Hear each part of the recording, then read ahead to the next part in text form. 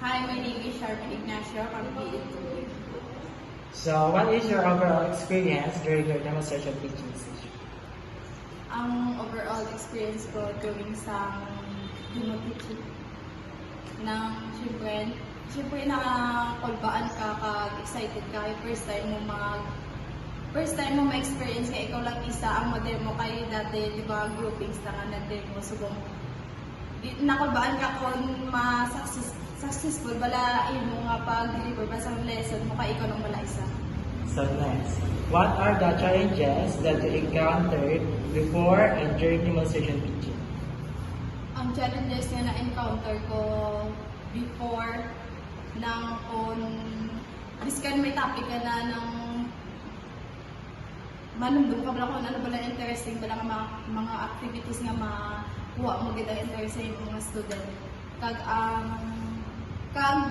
ang pag-travel ko pa kadto sa akon nga IMs. Syempre layo, hindi ko maano nga kinapanood ko kumakaya ko labit biton ang mga IMs ko nga ako lang isa. Tapos after during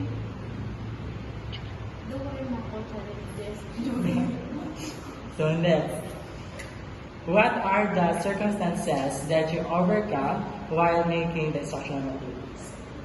Ang circumstances ko is financial problem kaya syempre dapat ibigyan mo mo allowance kay itigan ang sa imo demo teaching sa imo instructional materials kay biskan creative ka kung ay ka parta hindi mo man mahimong ang imo instructional So, materials. thank you, Chairman.